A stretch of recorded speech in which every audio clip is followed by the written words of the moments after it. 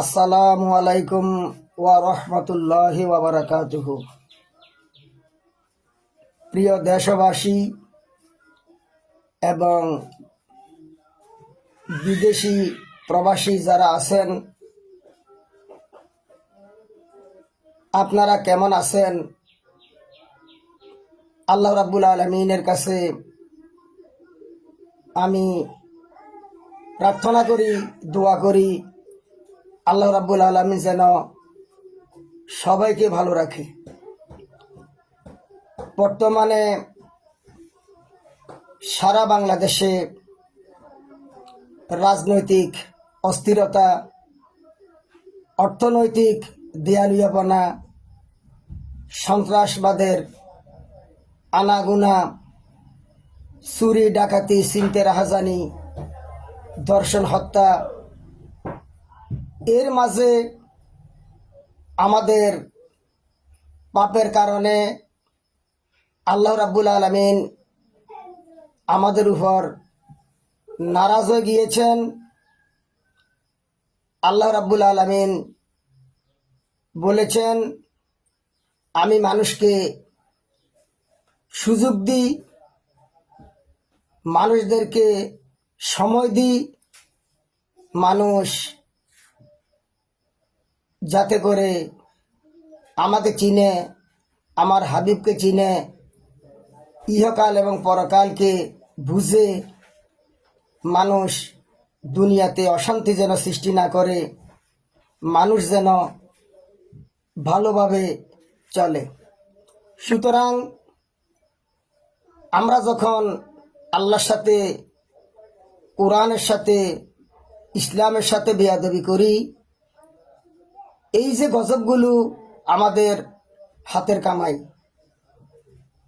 আমাদের পাপের কারণে আল্লাহ রাব্বুল আলামিন বলেছেন, এমন একটি জামানা আসবে, একটি তাসবিহ ছড়া সুতা ছিঁড়ে দেওয়া হয়,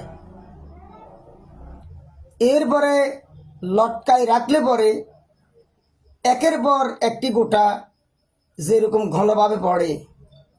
আমাদের পাপের কারণে, গুনার কারণে আল্লাহ রাব্বুল আলামিন এইরকমভাবে আসমান থেকে গজব নাজিল করবেন। নূহ আলাইহিস সালাতু ওয়াস সালামের জামানায়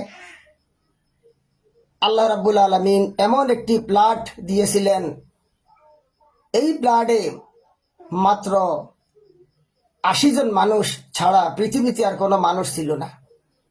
নূহ আলাইহিস সালাতু ওয়াস সালামকে সানি আদম বলা হতো। আর এখন বর্তমানে যেই অতিবৃষ্টি, অনাবৃষ্টি, এগুলি হচ্ছে আল্লাহর গজব। ক্রাইসিস, হাহাকার, দুর্ভিক্ষ, রোগ ব্যাধি, এগুলি হচ্ছে আল্লাহর গজব।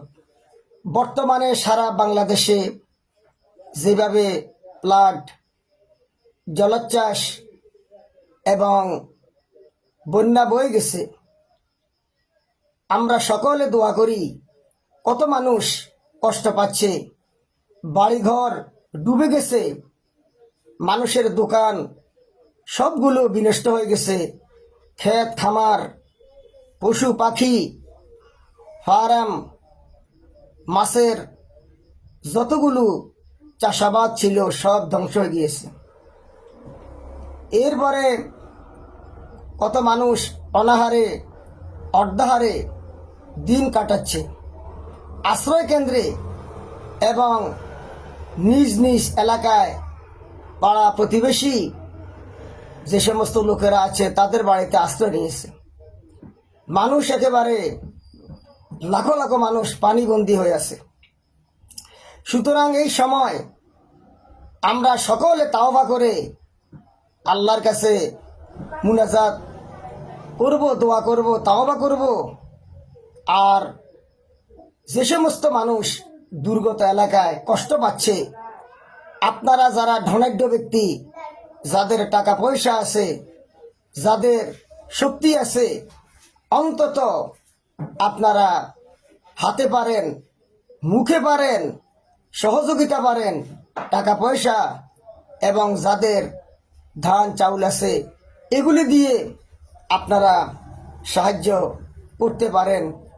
এটা সদগায়ে জারিয়া হিসাবে এটা অব্যাহত থাকবে। প্রিয় দেশবাসী, বর্তমান এই করুণ সমস্যা আমাদের মসজিদ মাদ্রাসা পর্যন্ত অনেক বন্ধ হয়ে আছে। অনেক জায়গায় স্কুলে পানি, মাদ্রাসায় পানি, মসজিদে পানি, পানি আর পানি। আমরা দোয়া করি আল্লাহ রাব্বুল আলামিন যেন আল্লাহর এই পানিগুলি আল্লাহ নিয়ে যায়, কারণ আল্লাহ গজব দিয়েছেন, আমাদেরকে পরীক্ষা করতেছেন আমাদের পাপের কারণে। আর আমাদের ধৈর্য ধারণ করতে হবে, আল্লাহর কাছে তাওবা আস্তাগফিরুল্লাহ করতে হবে। প্রিয় দেশবাসী, আপনারা জানেন সারা বাংলাদেশে এখন কি অবস্থা চলতেছে। এগুলি আমি এখন বলবো না, যেহেতু একটা কথার পরে আরেকটা কথা ঠিক হয় না। বর্তমান সরকার চলে গিয়েছেন, মন্ত্রীরা প্রায় বিলুপ্ত হয়ে গিয়েছে, এরপরে অন্তর্বর্তী সরকার রাষ্ট্র চালাচ্ছেন। আমি দোয়া করি দেশবাসীর পক্ষ হইতে আল্লাহর কাছে যেন সুন্দরভাবে আমাদের রাষ্ট্রটা ঠিকভাবে পরিচালনা আল্লাহ রাব্বুল আলামিন করে দে। এরপরে আল্লাহ রাব্বুল আলামিন বলেছেন, আল্লাহর হাবিব বলেছেন যে বিশ্বনবী মুহাম্মদুর রাসূলুল্লাহ সাল্লাল্লাহু আলাইহি ওয়াসাল্লামের পরে কিয়ামত পর্যন্ত আর কোনো নবী আসবে না। আল্লাহর হাবিব হচ্ছে শেষ নবী, তিনি হচ্ছে সর্বশ্রেষ্ঠ আল্লাহর রাসূল। কিন্তু উমর ফারুক রাদিয়াল্লাহু তাআলা আনহুর কথা তো বলেন নাই। আমরা আল্লাহর কাছে দোয়া করি আল্লাহ রাব্বুল আলামিন যেন পরবর্তীতে এই বাংলাদেশে, যেখানে 90% জন মুসলমানের দেশ, পৃথিবীর দ্বিতীয় বৃহত্তম মুসলিম দেশ, এই দেশে যেন উমরে ফারুকের মতো একজন শাসক আল্লাহ যেন নিযুক্ত করে এবং উনার শাসন আমলে বাংলাদেশকে যেন সুন্দরভাবে আল্লাহ চালায়, এই কামনা আমরা করছি।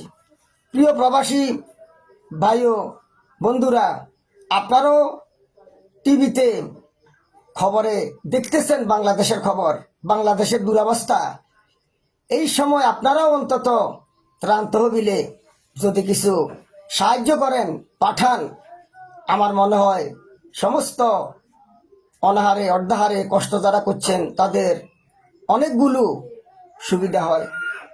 এই বলে আল্লাহর কাছে আমি সাহায্য চেয়ে আপনাদের সকলকে আমি দোয়া করে আমার বক্তব্য শেষ করছি। আসসালামু আলাইকুম ওয়া রাহমাতুল্লাহি ওয়া বারাকাতুহু।